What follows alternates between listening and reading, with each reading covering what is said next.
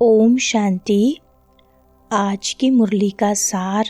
मीठे बच्चे, बाबा आए हैं तुम्हें बेहद की जागीर देने।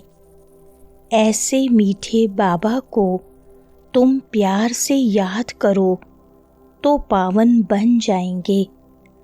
प्रश्न है, विनाश का समय जितना नज़दीक आता जाएगा उसकी निशानियाँ क्या होंगी?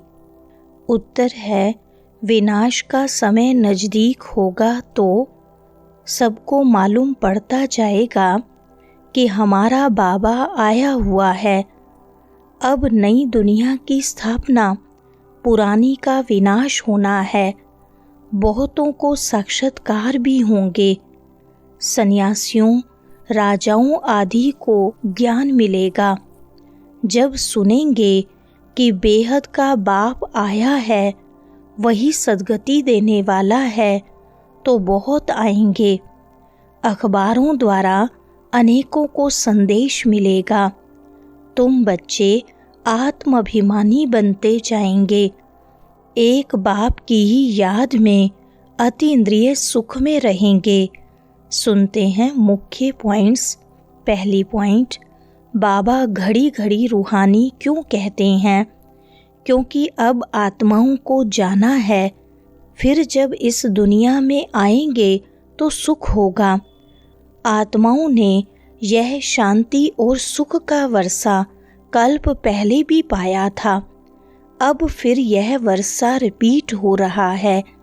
रिपीट हो तब सृष्टि का चक्र भी फिर से रिपीट हो।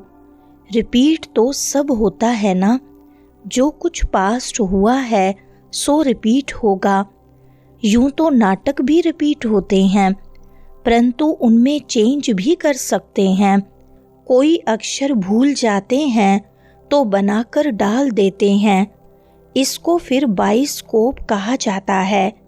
इसमें चेंज नहीं हो सकती। दूसरी पॉइंट, कलयुग में जो चीज देखी जाती है वह सतयुग में होगी नहीं। सतयुग में जो हुआ था सो फिर सतयुग में होगा। यह हद के नाटक आदि फिर भी भक्ति मार्ग में ही होंगे। जो चीज भक्ति मार्ग में होती है वह ज्ञान मार्ग अर्थात सतयुग में नहीं होती। तो अभी बेहद के बाप से तुम वर्षा पा रहे हो। बाबा ने समझाया है, एक लौकिक बाप से और दूसरा पारलौकिक बाप से वर्षा मिलता है। बाकी जो अलौकिक बाप है उनसे वर्षा नहीं मिलता। यह खुद उनसे वर्षा पाते हैं। तीसरी पॉइंट, यह जो नई दुनिया की प्रॉपर्टी है वह बेहद का बाप ही देते हैं।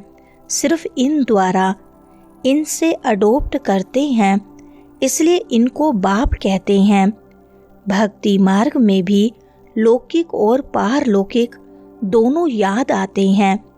यह नहीं याद आता क्योंकि इनसे कोई वर्षा मिलता ही नहीं है। बाप अक्षर तो बरोबर है, परंतु यह ब्रह्मा भी रचना है ना। रचना को रचता से वर्षा मिलता है। तुमको भी शिव बाबा ने क्रिएट किया है। ब्रह्मा को भी उसने क्रिएट किया है। वर्षा क्रिएटर से मिलता है, वह है बेहद का बाप। चौथी पॉइंट, बाप कहते हैं तुम इनको भी याद न करो। यह बेहद के बाप से तुमको प्रॉपर्टी मिलती है। लौकिक बाप से हद का, पारलौकिक बाप से बेहद का वर्षा दोनों रिजर्व हो गए। यह बेहद की बादशाही तुमको उनसे मिलती है। वह है बड़ा बाबा। यह तो कहते हैं मुझे याद नहीं करो, मेरी तो कोई प्रॉपर्टी है नहीं जो तुमको मिले। जिससे प्रॉपर्टी मिलनी है उनको याद करो। वही कहते हैं मामेकम याद करो। लौकिक बाप की प्रॉपर्टी पर कितना झगड़ा चलता है। यहाँ तो झगड़े की बात नहीं। बाप को याद नहीं करेंगे तो ऑटोमेटिकली बेहद का वर्षा भी नहीं मिलेगा। 5वें पॉइंट, याद की यात्रा में देही अभिमानी बनना ही सबसे बड़ी मेहनत है। देह के सभी संबंधों को छोड़कर खुद को अशरीरी आत्मा समझना है। पढ़ाई के लिए मेहनत तो चाहिए, और यह याद की यात्रा ही वह मेहनत है जिससे पतित से पावन बना जाता है। जिसकी तकदीर अच्छी होती है वह झट इसमें लग जाते हैं। घर में रहते भी बुद्धि में आ जाएगा, यह तो बहुत अच्छी राइट बात है। हम अपने को आत्मा समझ पतित पावन बाप को याद करता हूँ। बाप के फरमान पर चलें तो पावन बन सकते हैं, बनेंगे भी जरूर। पुरुषार्थ की बात है बहुत सहज। भक्ति मार्ग में तो बहुत डिफ़िकल्टी होती है। 6 पॉइंट, यहाँ तुम्हारी बुद्धि में है, अब हमको वापस जाना है बाबा के पास। फिर यहाँ आकर विष्णु की माला में पिरोना है। माला का हिसाब करें। माला तो ब्रह्मा की भी है, विष्णु की भी है, रुद्र की भी है। पहले पहले नई सृष्टि के यह है ना, बाकी सब पीछे आते हैं, गोया पिछाड़ी में पिरोते हैं। कहेंगे तुम्हारा ऊंच कुल क्या है, तुम कहेंगे विष्णु कुल। हम असल विष्णु कुल के थे, फिर क्षत्रिय कुल के बने, फिर उनसे बिरादरियां निकलती हैं।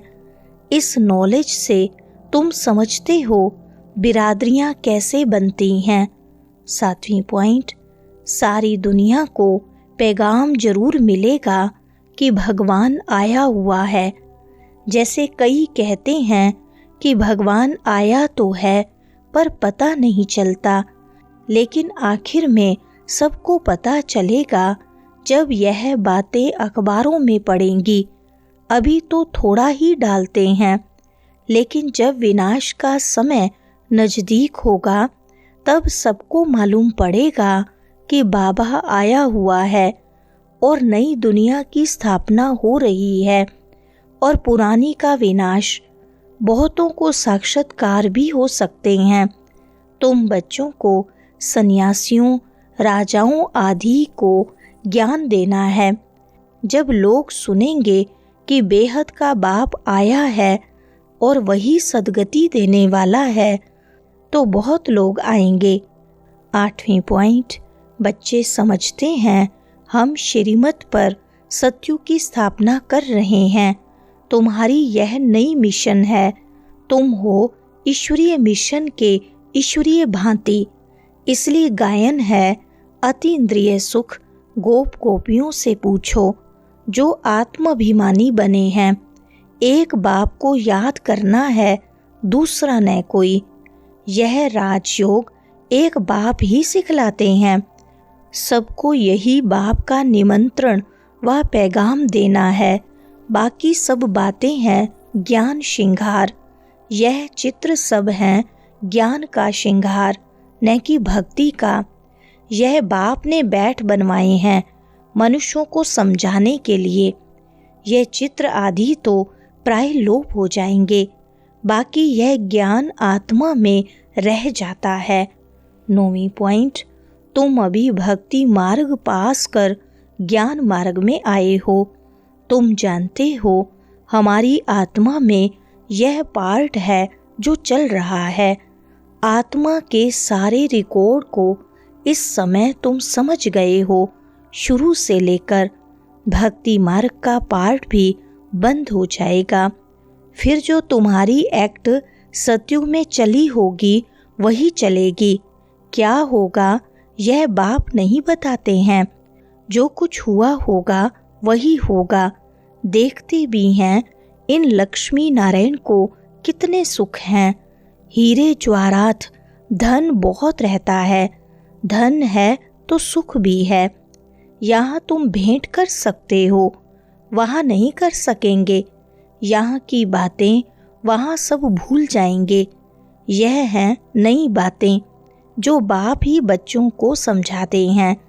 10वीं पॉइंट, आत्माओं को वहाँ जाना है जहाँ कारोबार सारी बंद हो जाती है, हिसाब किताब चुकतू होता है, रिकॉर्ड पूरा होता है। बाबा के लिए तो कहते हैं सतयुग त्रेता के समय विश्राम में रहते हैं। हम तो ऑल राउंड पार्ट बजाते हैं, सबसे जास्ती हमारा पार्ट है। तो बाप वर्षा भी ऊंच देते हैं, कहते हैं 84 जन्म भी तुम ही लेते हो। आत्मा मेल फीमेल नहीं है, जब शरीर धारण करती है तो मेल फीमेल कहा जाता है। आत्माएं सब बच्चे हैं तो भाई भाई हो जाती है। भाई भाई हैं जरूर वर्षा पाने के लिए, वर्षा लेते हैं बाप से, इसलिए मेल ही कहेंगे। सब आत्माओं का हक है बाप से वर्षा लेने का, उसके लिए बाप को याद करना है। 11वीं पॉइंट, बाप को याद भी करना है क्योंकि वह बहुत प्यारे ते प्यारी वस्तु है और प्यार का सागर भी है। एक रस प्यार हो नहीं सकता क्योंकि कोई याद करते हैं और कोई नहीं। जो हमारे देवता धर्म के पत्ते होंगे वही आएंगे। तुमको फील होगा यह तो बहुत रुचि से सुन रहे हैं, कोई तो ऐसे ही चले जाएंगे। सर्विस का बड़ा शौक चाहिए। जो सर्विस पर तत्पर होंगे वही दिल पर चढ़ेंगे और तख्त पर भी चढ़ेंगे। आगे चल तुमको सब साक्षात्कार होते रहेंगे, उस खुशी में तुम रहेंगे। दुनिया में तो हाहाकार बहुत होना है। बहादुर सर्विस वाले कभी भूखे नहीं मरेंगे, परंतु यहाँ तो तुमको वनवास में रहना है, सुख भी वहाँ मिलेगा। वरदान है बंधनों के पिंजड़े को तोड़कर जीवन मुक्त स्थिति का अनुभव करने वाले सच्चे ट्रस्टी भव। विस्तार है शरीर का व संबंध का बंधन ही पिंजड़ा है। फर्ज अदाई भी निमित्त मात्र निभानी है, लगाव से नहीं तब कहेंगे निर्बंधन। जो ट्रस्टी बनकर चलते हैं वही निर्बंधन है। यदि कोई भी मेरापन है तो पिंजड़े में बंद है। अभी पिंजड़े की मैना से फरिश्ते बन गए, इसलिए कहाँ जरा भी बंधन न हो। मन का भी बंधन नहीं, क्या करूं कैसे करूं, चाहता हूं होता नहीं, यह भी मन का बंधन है। जब मर्जीवा बन गए तो सब प्रकार के बंधन समाप्त, सदा जीवन मुक्त स्थिति का अनुभव होता रहे। स्लोगन है संकल्पों को बचाओ तो समय बोल सब स्वतः बच जाएंगे। अच्छा, ओम शांति।